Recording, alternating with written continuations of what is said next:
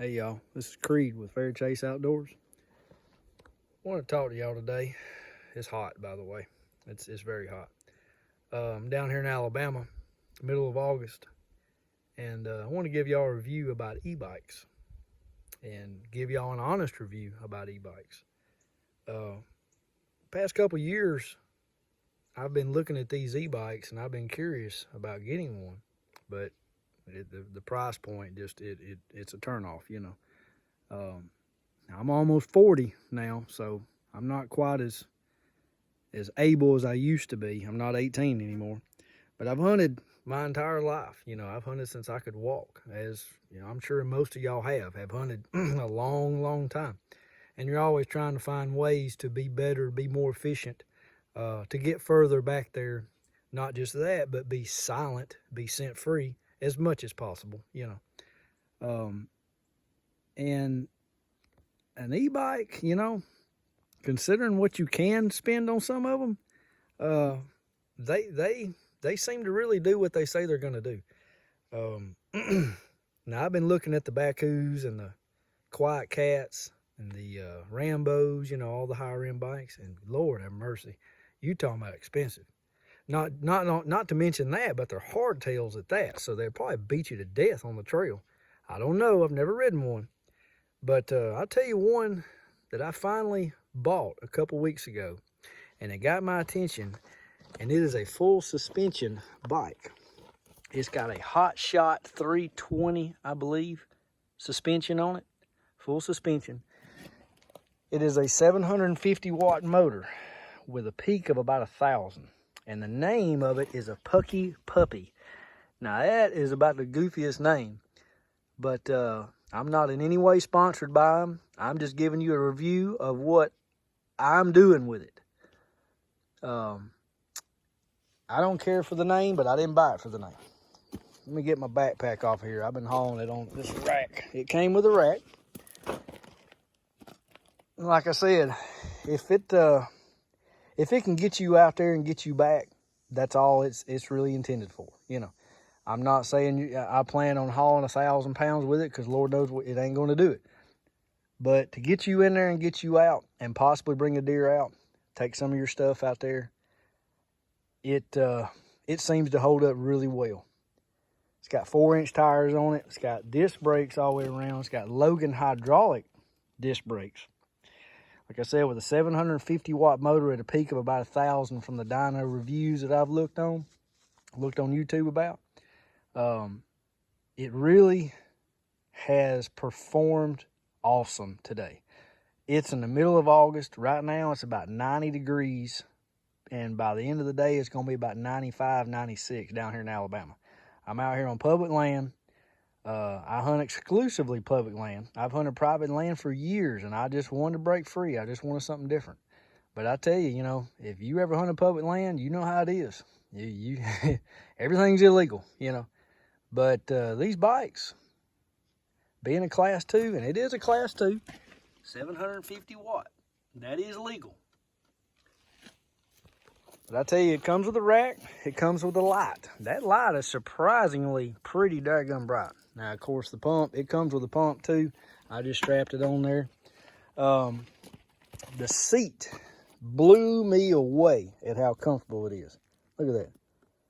And it's even got an air pocket right there, so it'll keep them nice and cool. Now, what I did do before I even brought it out here to really put it through the ringer is I took the tires off both of them, and I installed Flat Out. It's like an upgraded version of Slime, and that stuff seems to really do good. I've seen a lot of good reviews on it. But I also bought on Amazon some tire liners for these fat tires. These are 4-inch fat tires. And I put them in there to really help with the sticks and the sharp rocks and whatever else you might be running, stumps, you know, logs, whatever you're running over like I am. So far, it's really held up, the tire liner and the Flat Out. Now, one thing I have noticed running this in the middle of the day and really going up some pretty nasty hills, going over logs, going through brush, grass, you name it, I'm putting it through the ringer. I'm probably pushing it farther than what it's intended for. It's held up really good. It's held up really good. Now the motor will get a little warm. It's not hot to the touch, but it is warm. And I keep an eye on the connection right here. There's your connection. It does get a little warm right there. Now, when I go up a really steep hill or go in a nasty area, I'll stop. I'll let it cool off just to be on the safe side, you know. But it really, really has seriously impressed me. I paid $13.99 for this bike, and that is a fraction of one of the higher end bikes. Not to mention, this one is full suspension versus the others that are hardtails. 90% of them are hardtails. But you can take the battery out right here. Oh, sorry. You take the battery out right here, hit that lever right there, and it'll pop right out. You can charge it on the bike or off the bike. It's got a 7-speed transmission. I find myself, when I am going up some of these nasty hills and really, really rough terrain, I keep it in pedal assist 1. And you can tell it's in pedal assist where it says PAS right there. Today, when I first got here, I had 28 miles on it.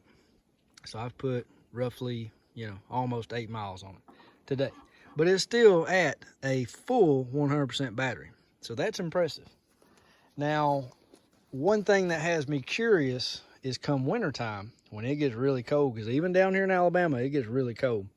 How well will that battery hold up? But I'll tell you, as far as my opinion, if it will get me out there and get me back, that's all I care about. I don't care about running all over God's green earth, trying to drain the battery. If it'll get me out there and get me back, that's all I'm worried about. And that's all I bought it for, Maybe haul a little bit of gear, maybe haul a deer. But me hunting public land, primarily the time, if I do kill a buck, and I've killed several and done this way, I'll take 2 black trash bags and keep them in my hunting bag. I'll kill the deer. I'll dress him on the ground. I've brought him back to the truck. I've tried to clean them at the house, and you talking about aggravate. I've learned it's better just to do it right there on the ground where the deer lays. Clean them, get them off the bone, put them in the black bags, stuff it down in my backpack. I'll cut around the neck and cut down to the vertebrae where the backbone is. I'll take my folding saw that I keep in my bag. I'll cut the vertebrae, twist his neck off, put him in a separate bag, tie him to the top of my backpack, and walk out. And this bike would easily do that. Would haul that out of here, no problem whatsoever. It hauls me around like, for the most part, that I'm nothing. Now going up these heavy hills, hauling gear, it does struggle a little bit. But it's not a do-all be-all. And considering for what I paid for it, $13.99, man, you can't beat it.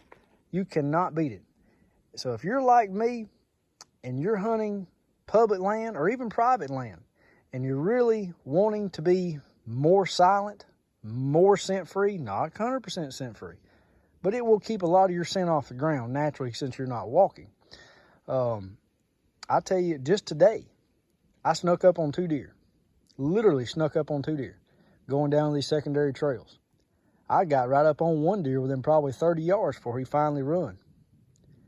So it's impressive. There is some noise when you're going down the trail, but the only noise is the sound of the tires on the ground. That's it. You can't hear the motor. It's pretty impressive. It really is. Like I said, maybe later on, once I really put some serious miles on it, I can't honestly say if it's going to hold up. But for the middle of August in Alabama, 90-something degrees, it has performed flawlessly for what it is. I just wanted to give y'all an honest review of that.